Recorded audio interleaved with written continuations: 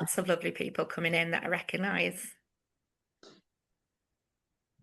How are you, Pat? Anyway, I'm just while well, we're thank you, waiting for Lisa. How everyone. are you? All right, thank you. I've got a day at working from home, a bit more Oh, peace and nice. quiet. I think everyone here will understand, your time gets stolen when you're in practice. Absolutely. Everyone's problems become your problems, and we have to somehow time shift so we well, get it and done also, and solve their problems. absolutely, we also have to fit 8 days into a week and 25 hours into a day, and how it Yes. works. I was just saying to Sam, I'm sure everyone will agree. I've been like desperately, I need to have a day off on Friday to get some stuff done. And to do that, you have to then pack more stuff into those other days. Correct, because it doesn't go away, whatever you would have done on Friday. No, exactly. So yeah, it's fine. We love it. We love it really, don't we, guys? Always enjoy it. Absolutely. So, thank you, Pat, for joining us again for Always a our pleasure. compliance chat, and thank you everyone for joining us, and to those who are listening at their own convenience. But thank you for those that have joined us. It is always lovely to have a few people with us, and especially if you've got any questions or any hot topics at the moment that's come across your bow that you're starting to worry about a little bit. Hopefully we can address those for you as well. Pat, I've got a list of things. Fabulous. Good. I'm very pleased to hear that. I'm just going to move So out of the direct if that's sunlight. okay with you, Yes, fire please, away. anybody feel, if you've got anything to say on anything that we're saying, please feel free to jump in. I'm loving that Kira's joined us and is showing her face and not just eating a sandwich, and it's fantastic. So yeah, welcome to our monthly session. As we always say in the past, there's always something. There's always lots of things. There is, isn't There's there? There really is. lots of things. I've had some clients that have undergone CQC inspections over the last since we last spoke. Oh, Um, great. Good. I and want to obviously hear about those, and I'm sharing lots of sure our information. participants will. Yeah, I think it's just, so good to be able to share. Um, One of the things that has kind of actually come up this week was something that I can relate to, and I've had problems come to me from other practices where this kind of topic has been at the forefront. The wonderful or not so wonderful Rachel Reeves. So basically, government has decided that she's going to be investigating private dentistry. I think Rachel Reeves has probably got no idea actually how much it costs to run a practice. Um, Exactly. In what, I haven't seen that, Lisa. In what way is she going to investigate private so they are going to dentistry? be looking into hidden costs, kind of like a business watch type of situation. Are practices being fair and open and honest and not exploiting patients who are in need, who have not been able to access NHS care? So Yeah. basically, it's going to be a bit of a battering of us Yeah. private practices, I imagine. And it just got me thinking, we absolutely need to make sure that our payment policies, our fees, all the compliance surrounding how we charge patients, what's included, what our refund policies are, what our cancellation policies are, and what Yeah. our plan fees cover, kind of all the little wordings involved in that. Um, so I think it's not something that we've got to rush out and sort immediately, but definitely have it on our radar. Definitely. How interesting. And in a way, in a tiny weeny way, and this will go against the grain with a lot of people I know, I kind of agree. Mm. And, in terms of being fair and not exploiting people, of course, and everybody would agree with that. Um, And I think she's got no business really investigating private practice. Now, I think if is she going to, I guess from what you say, she's going to argue that, she knows that, as we all do, that NHS dentistry is in an abysmal state and patients can't get NHS care. But that doesn't mean that private practices should have to pick up where the NHS can't deliver, can't or won't or doesn't deliver. And so I think your points, Lisa, about being fair and transparent are completely right. I think there should be, obviously, it's a requirement from the CQC. And really, if you read between the lines, the GDC as well, that practices should publish their fees. And you can say from, but something like a full examination is a full examination, so that shouldn't be a from.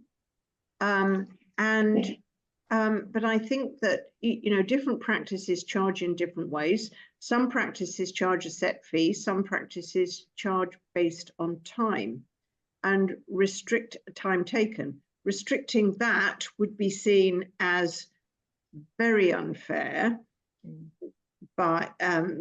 because dentists, in order to protect that, because we've got another issue here, in order to protect the self-employed status, dentists really should be able to charge whatever they want. But having said that, one of my favorite sayings, as you know, Lisa, is everything before but is a lie. And I think that practices need to behave responsibly. They need to have a published fee list. It needs to be fair, needs not to be a rip-off. But then different people will have different ideas of what a rip-off is. And plus also, as you so rightly said, she and others who think they're do-gooders won't have any idea how much it costs to run a practice. And also, as we all know, it costs considerably more to run a practice in central London than it does out of London and in areas where rents, rates, and general expenses, employment costs are not as high. So I think when we talk about a fair price list, it needs to be fair for the area you live in. So it probably wouldn't be seen to be fair to charge central London prices, Mayfair prices, let's call it, in somewhere where wages are not as high, rent and rates are not as high. So I think it's really about being able to justify your fees, publishing your fees, having a written policy that states what the refund arrangements are, that also includes cancellation fees. Now, I was asked this off a forum the other night by the lovely Jonathan Munns, and he said, did I think that actually practices should have a policy, should have a line in their policy talking about patients with known disabilities, because if a patient with a known disability has to cancel at the last minute, then adjustments should be made for that, or they're late for their appointment because of whatever reason. So again, it's all about, I think, being fair. Do you agree, Lisa? No, absolutely. And the last point you've made, I was actually helping a practice to manage a complaint that actually could have really taken off. A reception team member, a patient was late, missed one appointment and then was late for the second, and apologized and said, I'm really sorry, my mental health worker was late picking me up. Still, there was no red flags. And the receptionist said, well, it's policy. We will not be seeing you again. We're booting you out, basically. Now, my first thought was, right, this practice seriously needs some training on equality, diversity, and inclusion. Yeah.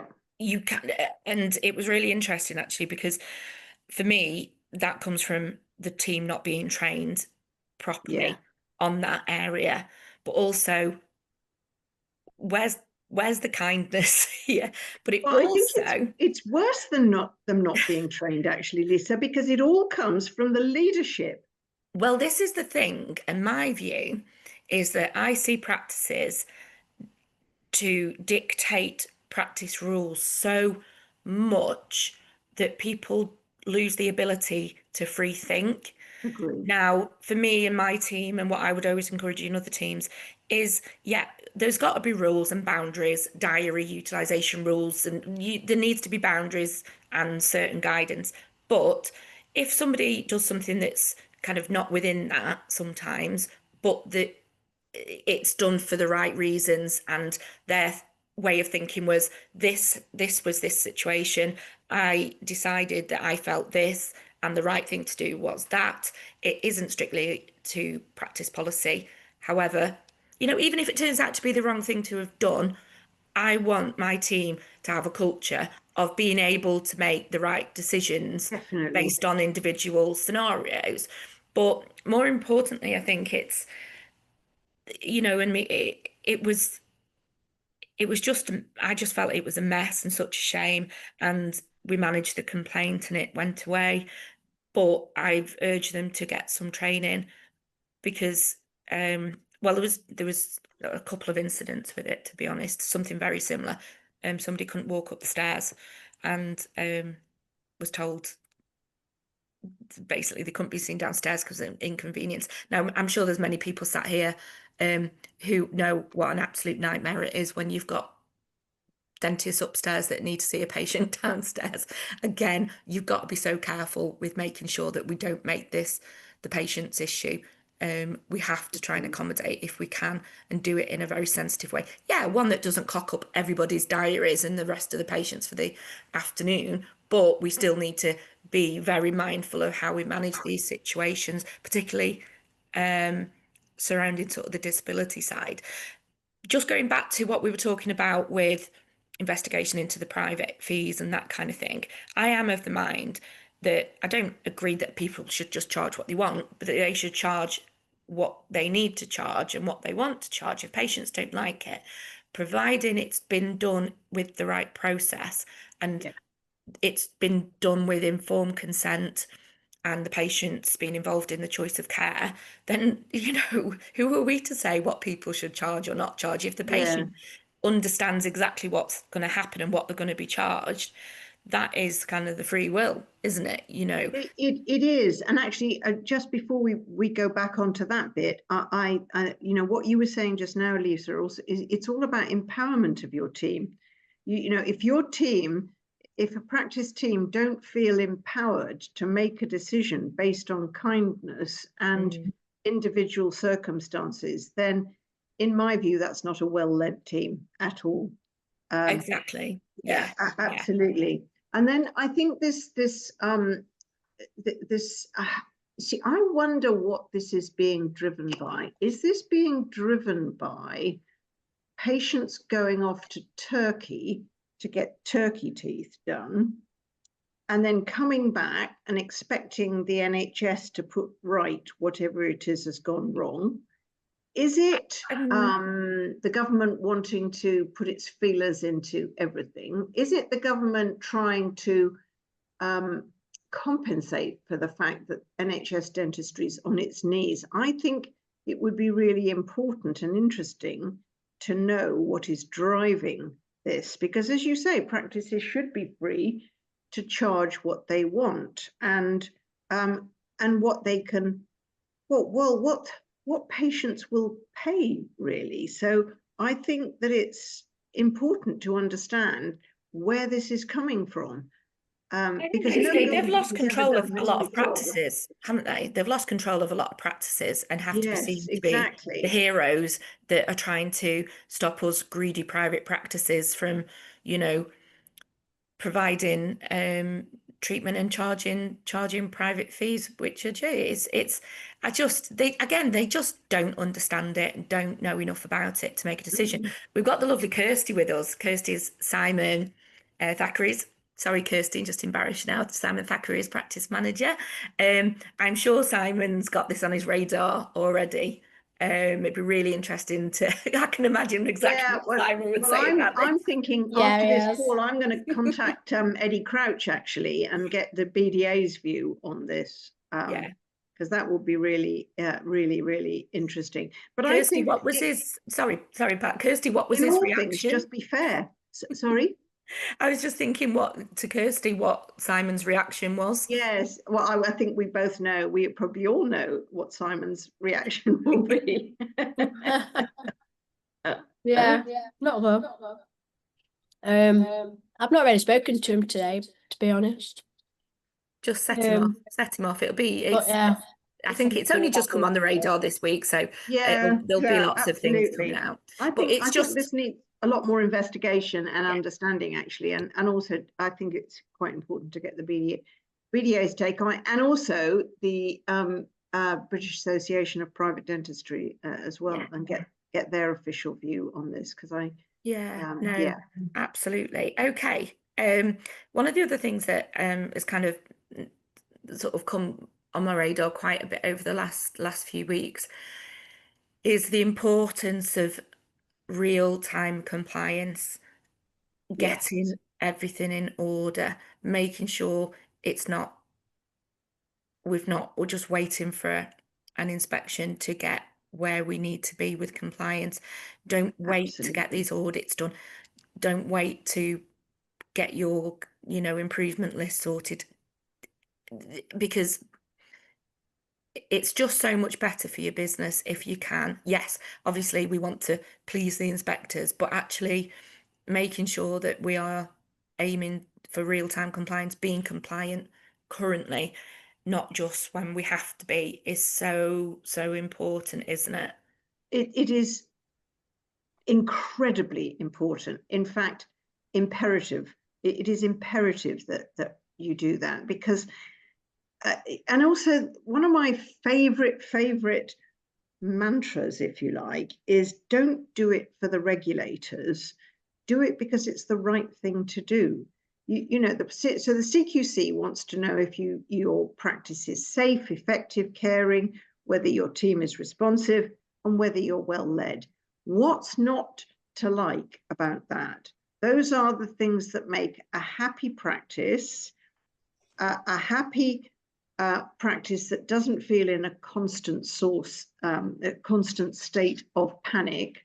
And if you have happy staff and happy team members, then you are more likely to have happy patients. And so it isn't. I don't think that I think a lot of practices have the wrong mindset about compliance. Compliance is not something you have to do for the regulators, or at least that shouldn't be your thinking. You do have to do it for the regulators because it'll get you into trouble if you don't. But that's a stick approach.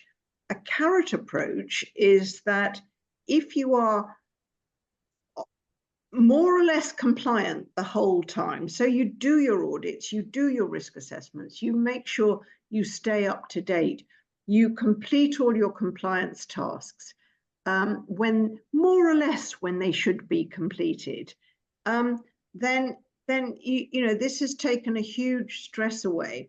And then of course you've got things like so what the CQC wants to see in the new single assessment framework is continuous improvement. How do you demonstrate continuous improvement? Audit, risk assessment, feedback. But as I say, don't just do it because the regulators say it. Wouldn't you want to know that actually your infection control procedures are really not up to scratch? And for whatever reason, perhaps it's a training need. You mentioned a training need earlier, Lisa. you could be identifying a training need. And another thing I see a lot is just audits and risk assessments just being a tick box exercise. That is a waste of everybody's time and therefore everybody's money, and quite often quite a lot of paper.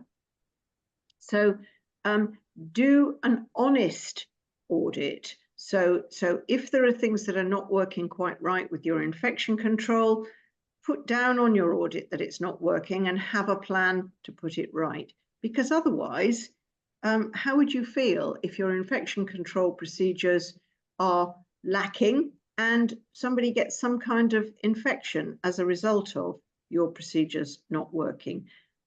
There's definitely been a lot more talk about the enhanced scrutiny on infection control procedures Yeah.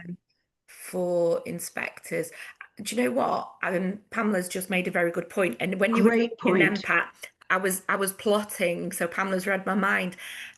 Maybe next month when we do the last one of the year, if we put together a bit of a PowerPoint of what a Definitely. good audit would look like if Yeah, people promise to join us absolutely. for our Christmas one.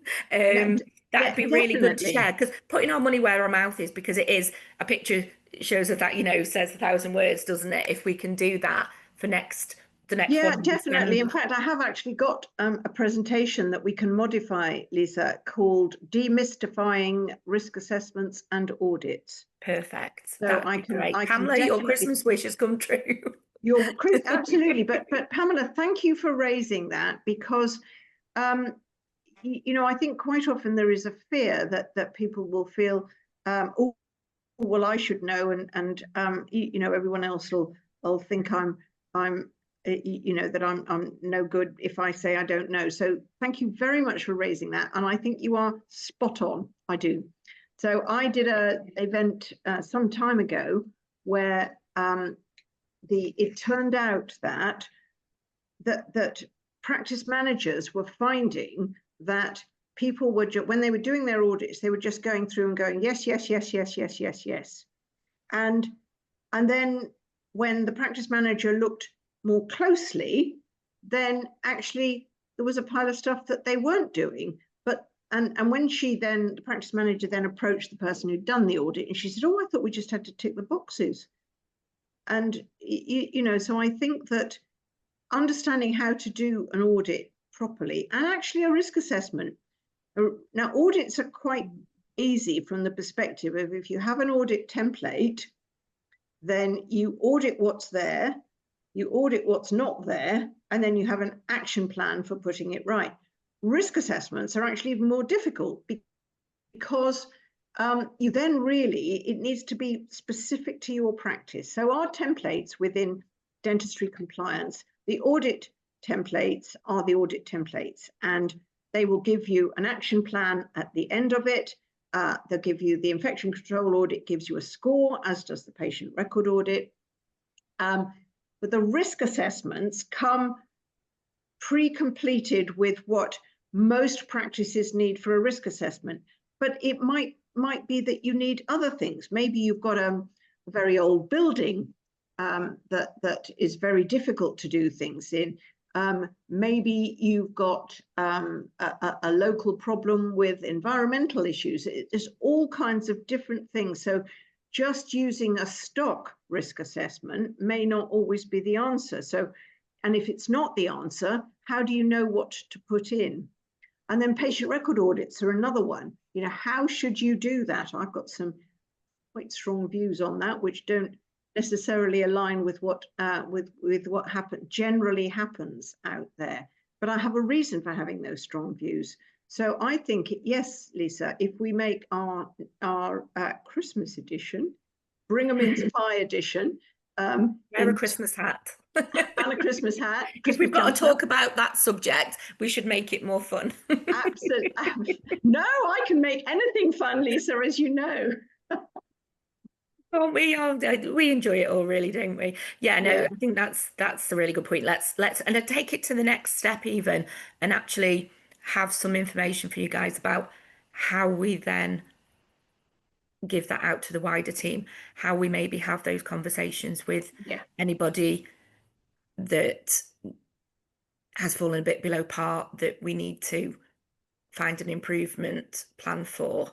Yeah, How do we have them conversations when sometimes, yeah, particularly, I think we'll all agree, sometimes, it's most difficult with clinicians. Um, definitely. Yeah, it's difficult, but there definitely. are ways to do it and ways that There won't are. make you Yeah, dread that that no, there are, and we situation. can talk about that for sure. Perfect. So one of the other things that has come across my bow, and by the way, guys, as Pamela's just done, if you think of anything you want to stick it in the box, you want to ask us, please Please. do so. Um, one of the things that's come across my bow is there is going to be some new guidance on tele dentistry, as they're calling it. Um, as many of us are delivering remote consults more and more, Yeah, be it by Zoom. I know in my practice we offer TCO Zoom consults. We also, after following a patient's new patient assessment, we normally get them back 2 weeks later to present an options meeting to them, which yeah. And is great. you do that virtually, do you? Some, if they want to, yes. Yeah, Some come in face to face. It's around 50% at the moment. This yeah, is part of our patient journey. Um, yeah, Dentists love it because they're not having to come up with a treatment plan. And most dentists that haven't explored the different way of presenting these sort of consults, particularly for the bigger treatment plans. I'm not talking about if they need one hygiene and one filling, yeah. but coming back for, you know, if a patient presents with something, the world's your oyster as far as dentists go. And is it right or is it wrong to give them all the options available to them? And we work on a basis of what's essential, what's their essentials, maybe fill in, root canal, desirable, maybe ortho, some of the more cosmetic things, and then deferrable things they need to consider for the future. So we're presenting them with all of these options. Um, and quite often we are consulting our periodontist, our endodontist. Now, I know that's a different setup, than some practices, but the practices I see that are implementing this different way of giving patients their options is fantastic. The conversion rates, it's not a question of the patient will take up treatment, it's which one will they take. Our Yeah, conversion rates at nearly 90% consistently. incredible. Yeah, And that's not upselling, that's not overselling, that's not no, unethical selling. That is saying to the patient, all these things are available to you. Which one would you like? And helping them work out what's going to be, it's getting them involved in their care, which kind of goes back to, the first point we were talking about private dentistry. A patient should yeah. just have all the facts and be able to make their own decision as far as their Well, care is yeah, concerned. I mean, the GDC would say that all patients, irrespective of how their care is funded, should have all the options. Yeah, and it's the same with, what's potentially happening in Wales in April. I'm having lots of conversations with practices, because if England follows suit and it does become more of a, if you're an NHS patient, you will be allocated an appointment somewhere, not necessarily the one you've been going to. If we follow that reform, which some people feel we might, I'm encouraging practices to start having more plan membership conversations. Yes, If you've definitely. got a plan, great, keep talking about it more. Give your NHS patients the option to join and be cared for independently of the NHS now rather Definitely. than when they have to make the decision. Yeah. So it's just there as an option, not as a we're going private now, and if you want to see us, you're going to have to join it. So all of these things are a way of making sure that patients are kept informed and given the actual choice. But Zoom consultations seem to be very, very popular, particularly, I'm a big fan of the conversations not happening too clinically. You'll have dentists that say, oh, I don't need to do that because I can just come up with a treatment plan in that 30, 40-minute new patient consultation. Well, if that was scrutinised, potentially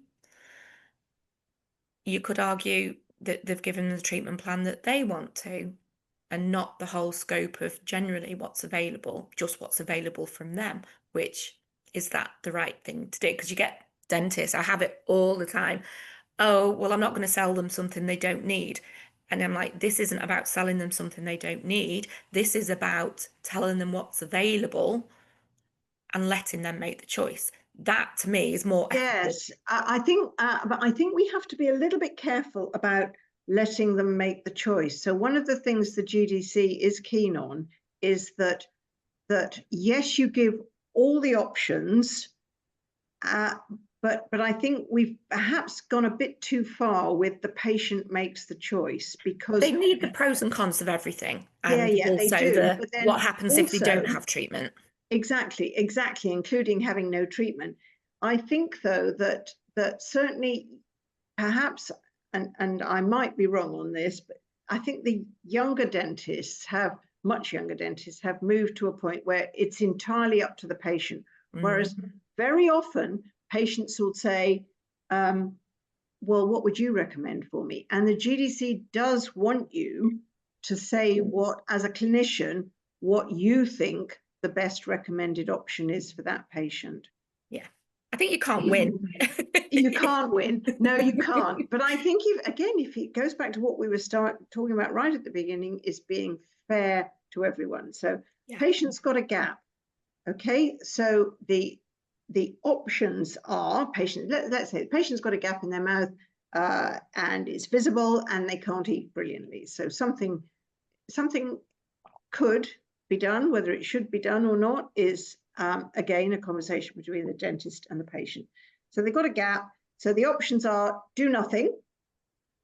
So, and what are the consequences of doing nothing? Put a bridge in. What are the consequences of that? Because if you're going to put a fixed bridge in and you've got healthy teeth on either side, what are the consequences of that? You're basically condemning the patient to having restorative treatment forever. Do an implant or fit a denture. And then only the clinician then can say what, in his or her opinion, is the best option for that patient, because it could be the patient's got a tiny mouth and actually doing anything in the mouth is a total nightmare. Or it could be that they suck polo mints everywhere they go all the time, and they've got a massively high caries rate. And again, so the clinician's recommended option needs to take that into account. Perhaps they're a smoker, and that needs to be taken into account. So it's the clinician's responsibility to make sure they take everything into account.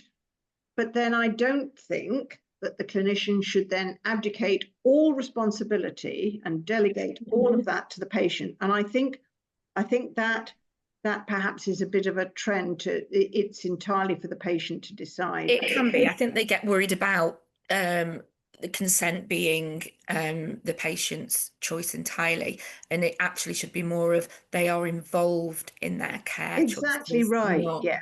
And it's exactly how. So if you have associates that you worry a little bit about with, or if you've got patients coming out, and the red flags here are patients coming out of the surgeries and hammering reception, asking so many questions, you need to kind of get in those rooms and have a look at how that patient's being spoken to.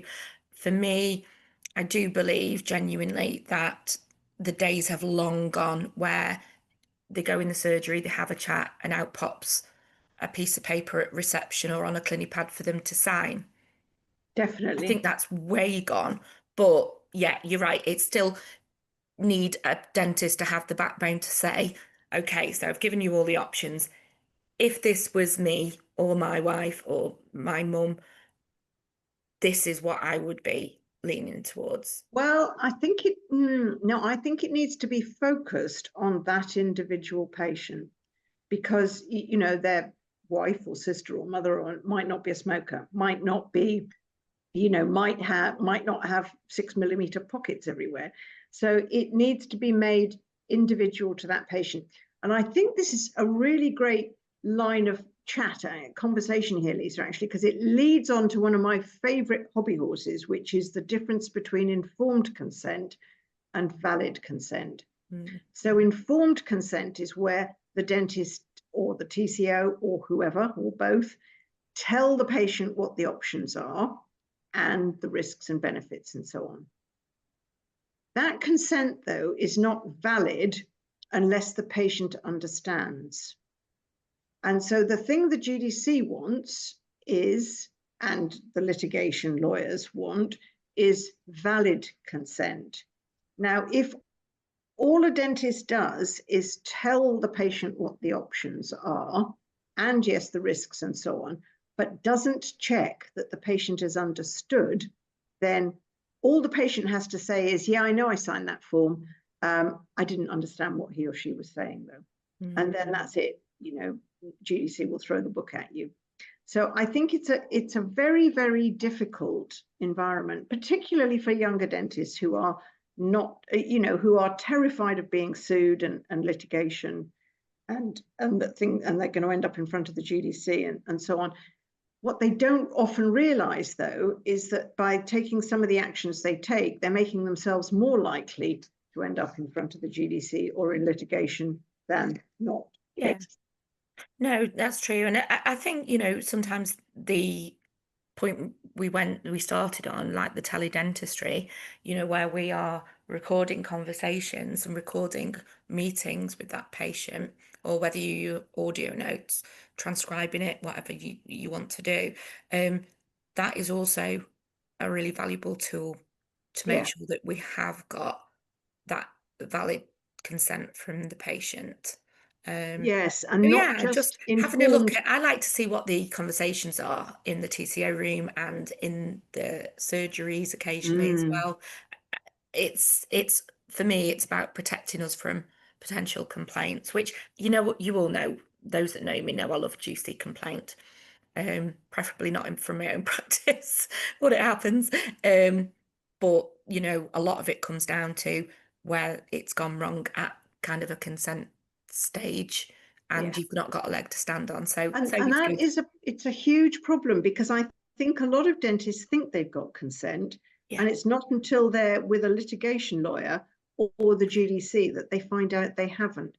Now, this is not a sales pitch at all. I just want to tell you about something that is available. So at Dentistry Practice Services, we have an incredible product which it's a really good way of demonstrating valid consent. So the patient watches a 3 or 4 minute video, and they then on the procedure, and they then, which outlines the risks and the benefits, and then they have to answer questions on the procedure. And if the patient gets the question wrong, then the video takes them back to the part of the video where it explains it better. And they're not considered to have understood it all until they've got the right answer to everything. Now, I think this is really fantastic. And you arguably don't need a product to do it, but there is a product that does it. So it's a case of checking the patient's understanding. So if you want to be really sure the patient is understood, then either use something like the dentistry consent, or ask the patient to explain what they think they're having done, and then record it. Because even a video of a recording of the patient and the dentist having a discussion probably won't be enough to show that the patient has really understood. But it might do, because if you finish the conversation with, have you got any questions? And I want you to explain to me now what it is you think that we're going to do. Then I think that's quite a good, that's as safe as you possibly can be, I think.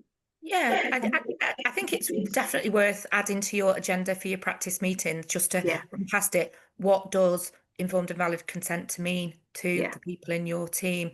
And I do too. You're doing this as a protective barrier for them. Something that I hear getting said, which I think is great, is to the patient, could you just explain to me your understanding of the options I've just given you? And they don't need to repeat them word for word, but dentists must. We're all a bit guilty sometimes. We use words, we use jargon to patients. If a patient uses a word back to us, which we consider, quite like caries, when a patient says about, have I got caries, we assume they know what caries are. And actually there was a complaint that went to the GDC. It was all obviously quite complicated. It wasn't just straightforward. And the crux of it was the patient had thought caries meant something entirely different, but because the patient had used the word, the dentist had then started talking more dentistry jargon. So there wasn't any informed consent there. And it's just, I know we're laughing about it and it's not funny, but it's like, I don't know about you Well, guys, it is. it melts my head. Have you ever seen that or have you ever heard of that? So there's a story in folklore, and I don't even know if it's true or not, but it's of the Irish patient who, and the only reason I say it's Irish is because the story was told in an Irish accent. And so the dentist is doing a charting, MODO, MOD, and the patient comes back. I can't do an Irish accent, so I won't. But anyway, Oh, go on, Pat. it We sounds want to. much better in an Irish accent. So he says, "I've worked your code out. DO definitely out.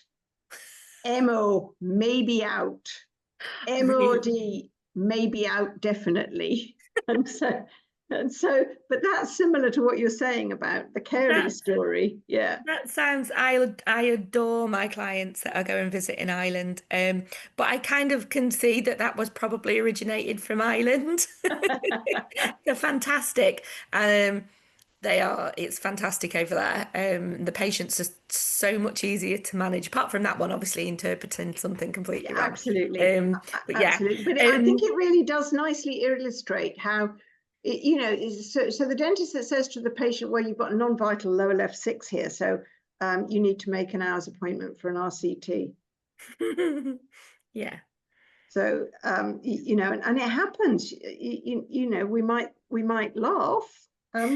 It happens I though. think what we should all do is have a little word with our reception teams this afternoon and ask them what are patients coming out and not understanding from Great different idea. rooms. Just get an Great idea, idea. and it'll be a bit of fun.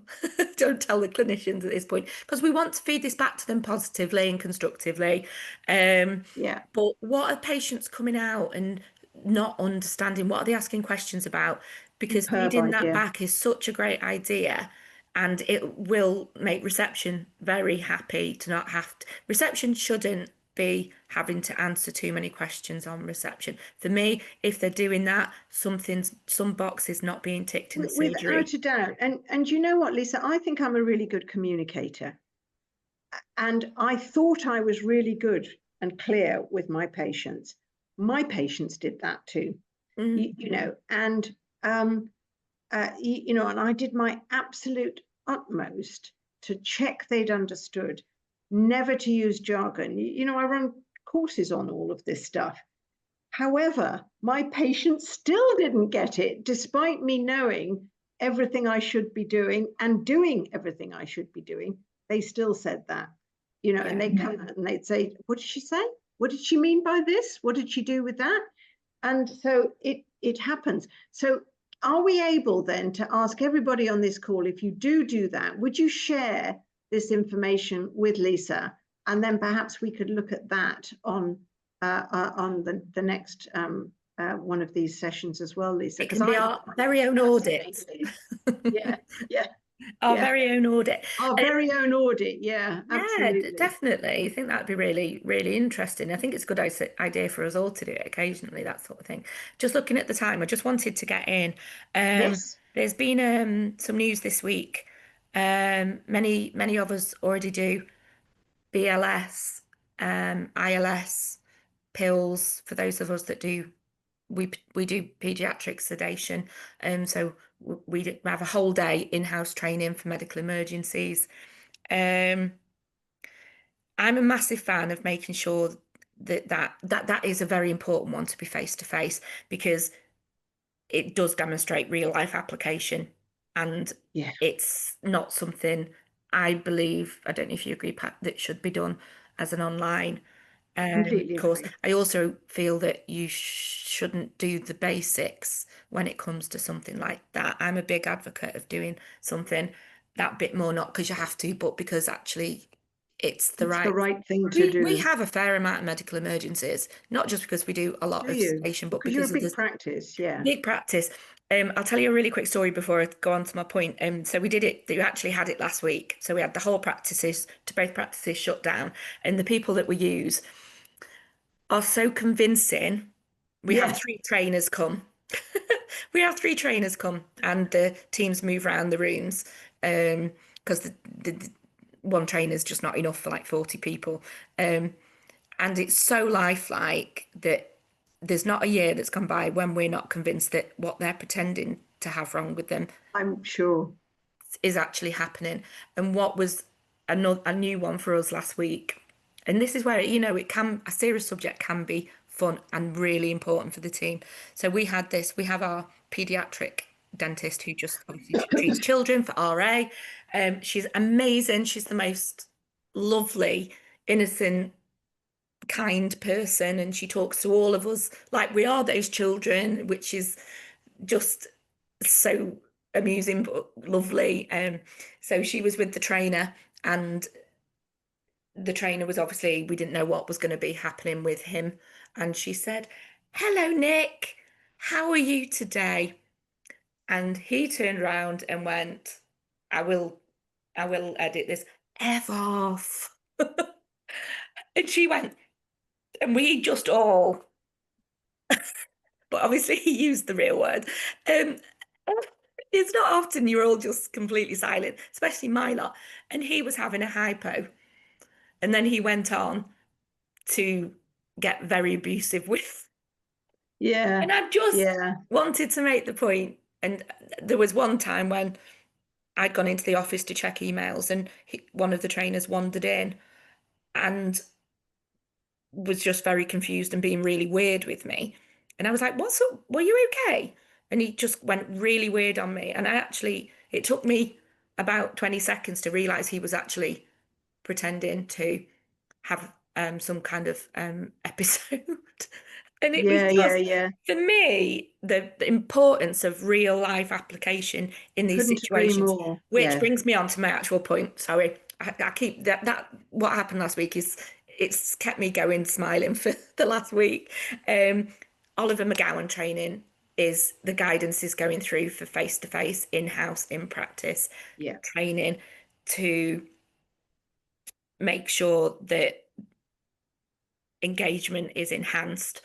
Again, the same importance as life support training. We don't know when that's going to happen, Pat, do we? Completely agree with you, Lisa. Now, in terms of BLS training, I completely agree with you that it has to be face to face. I think that the only time it's justifiable to do it online is if you've got somebody new come into the practice and they've perhaps missed your this year's face to face, but they had face to face themselves maybe not that long ago, then for them to do a top up, I think that's fine. Everybody else, it must be face to face annually. I think the same about safeguarding. And I think that online top ups are fine. I've written courses on it, I've delivered webinars on it. There is nothing to replace, though, doing it in practice and practicing scenarios. So the training that I do in-house for practice teams has a number of scenarios and what would you do in this situation? Now, you don't necessarily need me to come and do it. You just need to think about what would we do if this happened? Because I can promise you, when it happens, you need to know what to say, and you need not to be that rabbit in the headlights that goes, oh, right, okay, right. I just need to think about what you've lost it by that stage. And so you practice different scenarios like you would practice an emergency collapse. And don't do it for the regulators, do it because on that day that somebody comes into your practice and says, this is happening to me or that's happening to me, then you need to know what to do. And unless you practice, you won't know. And unless you have face-to-face training where you talk about your practice and how you would respond in your practice, not a theoretical thing that you do, well, this is what practices should do. We need to make this come alive far, far more. The other thing I always do when I do in-house training, or actually anything on safeguarding, is I always say, anyone who finds this too difficult, please don't feel obliged to stay. Because very often I have found that somebody in the practice has been the victim of abuse of some kind or neglect, and it's just too difficult for them. So you need to give that person permission to leave and rejoin again if they want to, or not rejoin at all. And that's happened a number of times to me. Yeah.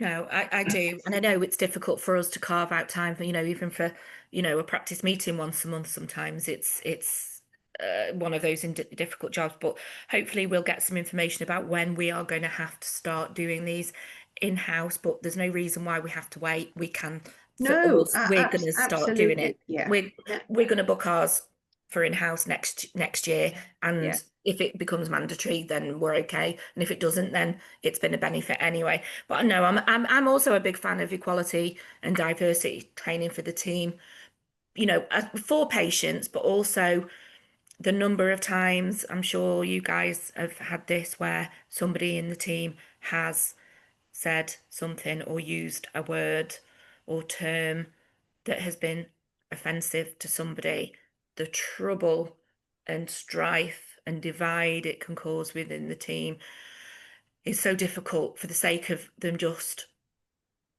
having some insight into what is appropriate and what isn't.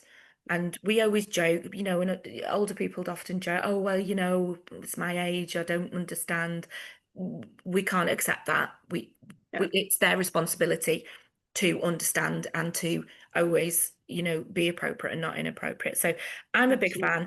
Again, these team sessions are so valuable to get together and actually understand it as a team, I believe. So for me, the medical emergency, the Oliver McGowan, and the equality and diversity are top of my list for the in-house training, as well as obviously things that you do, Pat, and obviously front of house training, things that I do. It's all important. It's really, really important. I do think, though, that people, particularly with safeguarding, miss out hugely if all you ever do is do it online.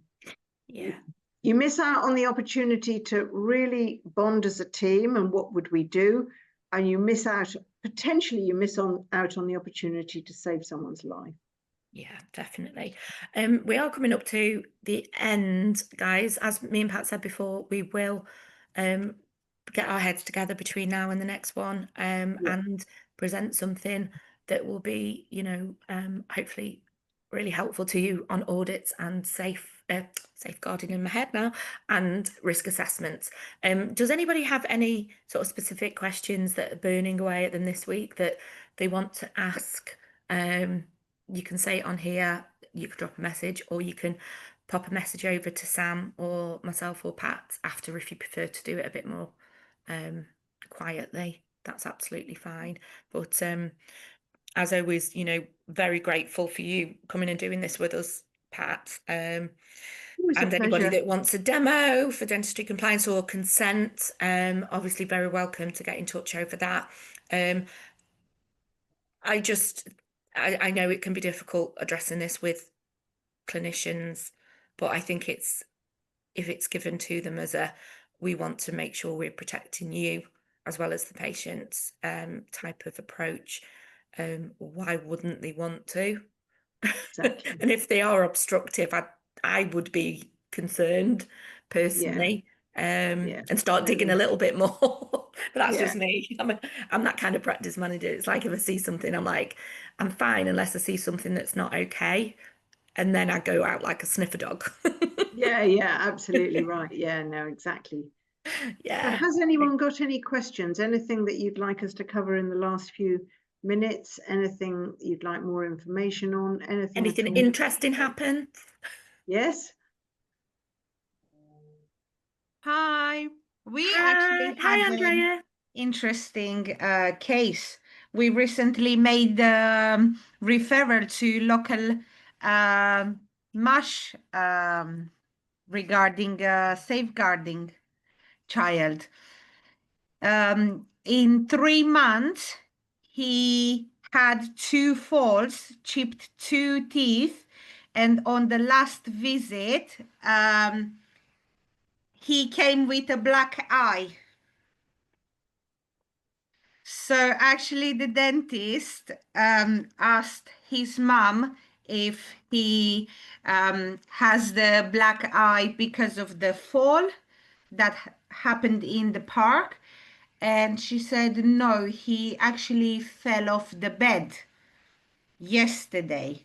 So a total of 3 incidents. And as soon as patient walked out the surgery, our associate dentist came to me to let me know that she's a bit worried about him. So we contact MASH. We meant to see him for a review 4 weeks after, and his mum didn't bring him to the appointment. How old was he, Andrea? 6 or 7. Oh, okay. So Mash advised us to contact his mother again and let her know that we're going to send a referral to Mash.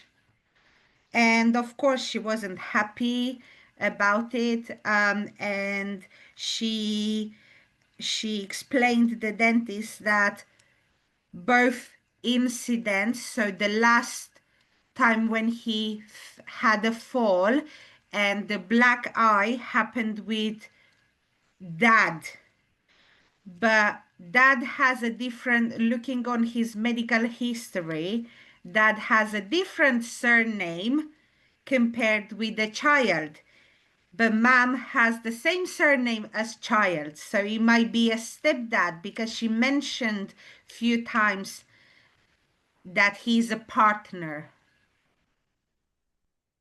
So Yeah. Okay. yeah, Yeah. an Thank you for sharing interesting. that. A few points I would raise with you there on that.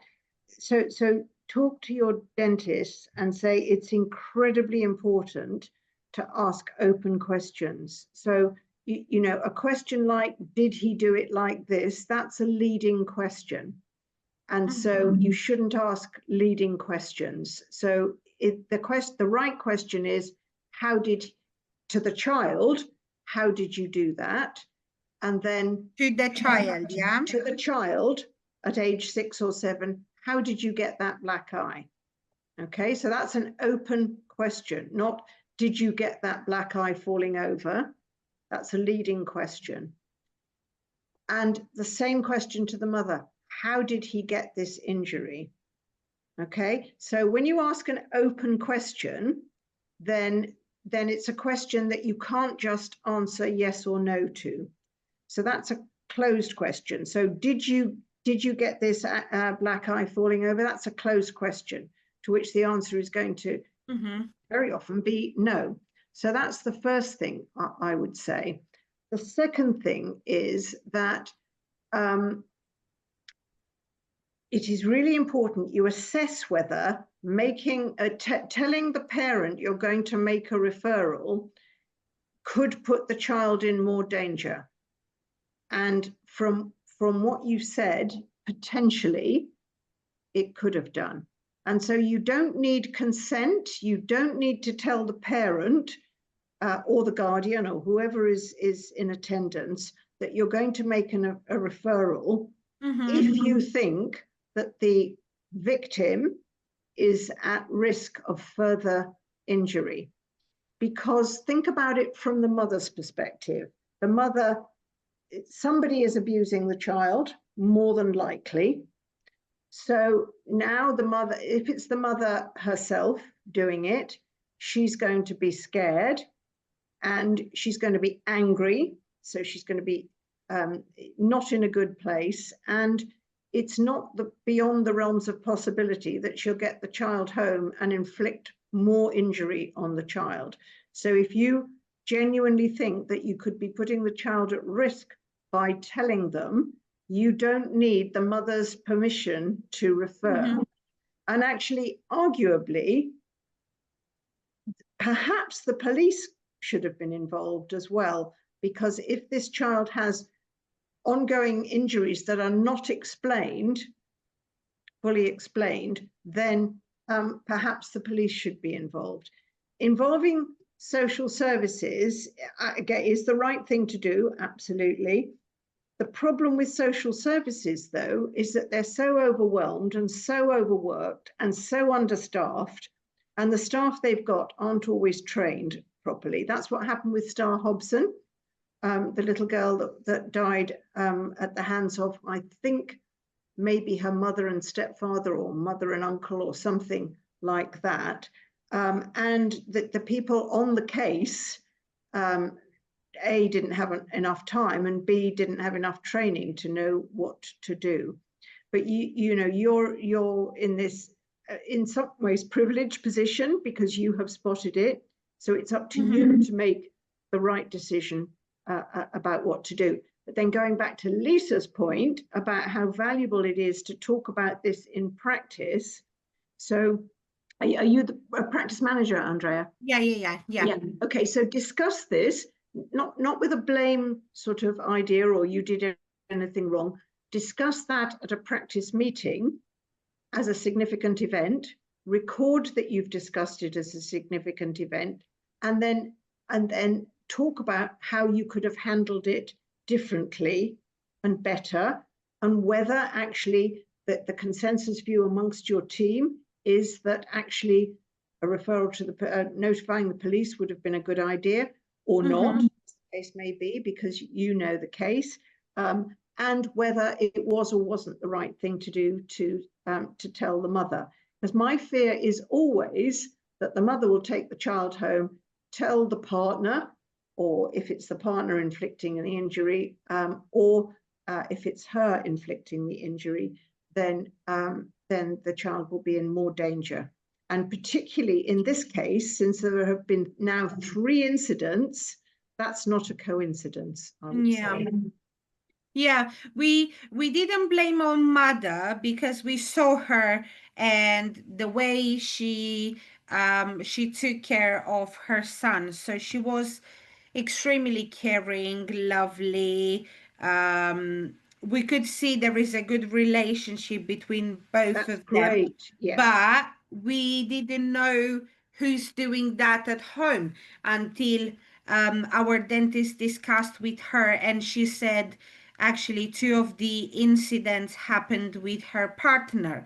And she also mentioned that she has CCTV in boys' room, so everything is recorded. But we wouldn't When I say, actually. Andrea, when I say blame, I don't mean blame the mother. I mean, when you have a practice meeting, don't blame the dentist for not doing it. No. Yeah.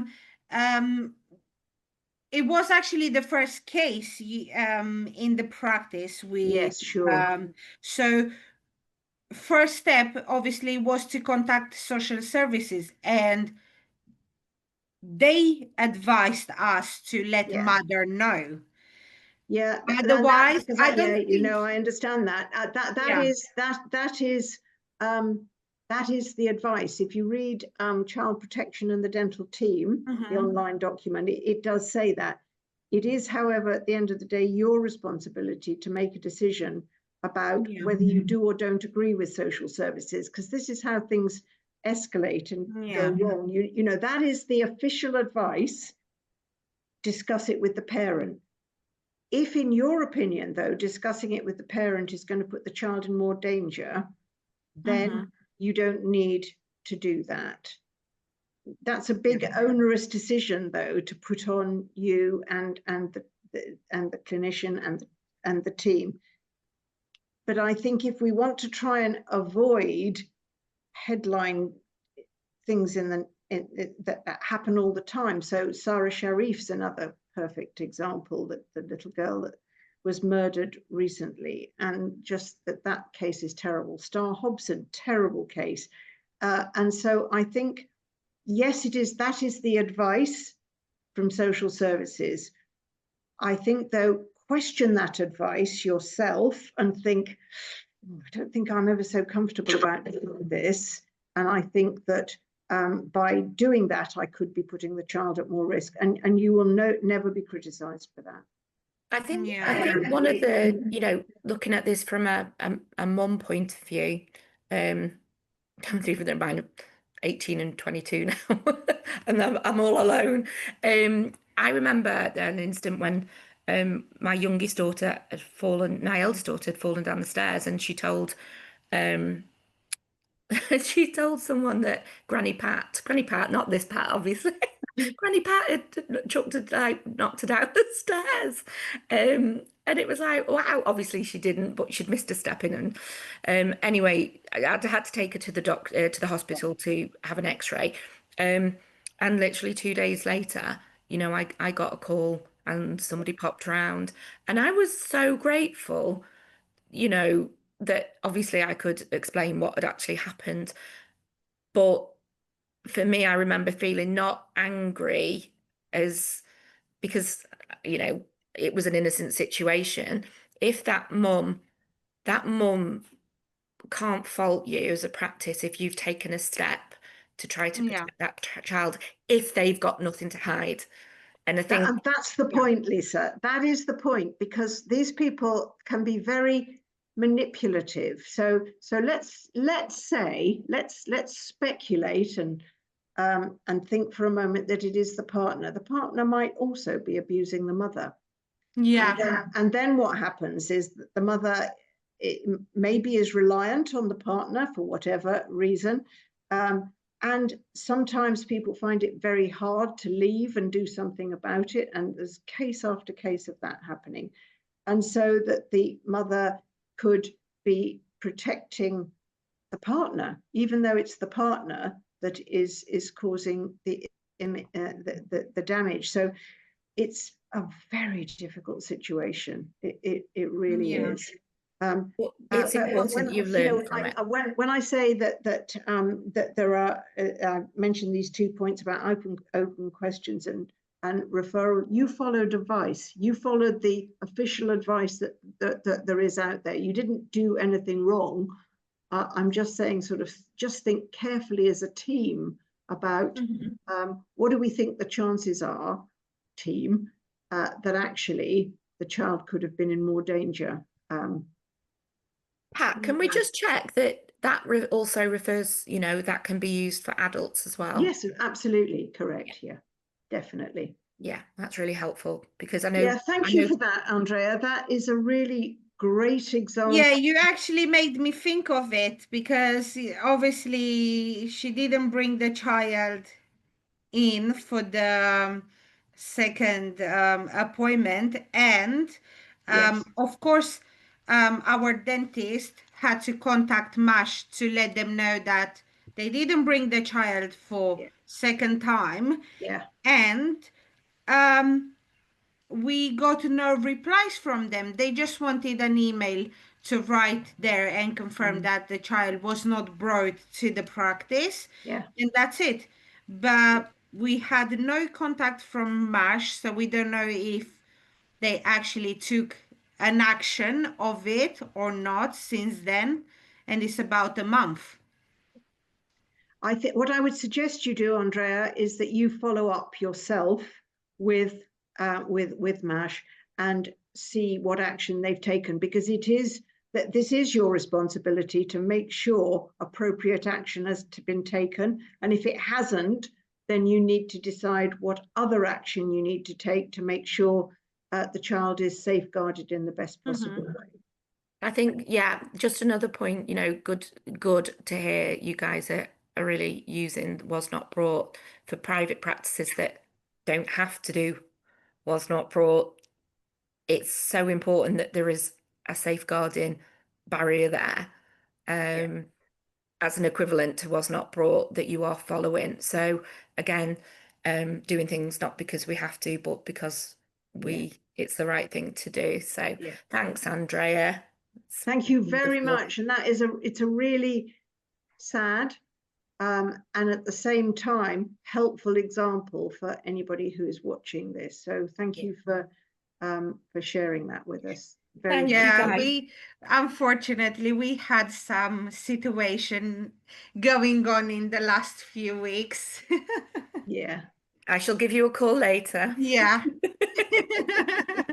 Andrea's one of the practices I look after in London. So Right. And there's and you can always come to me for any help as well. Medical emergency on the same day and the exact time when this child had the appointment. It was not right.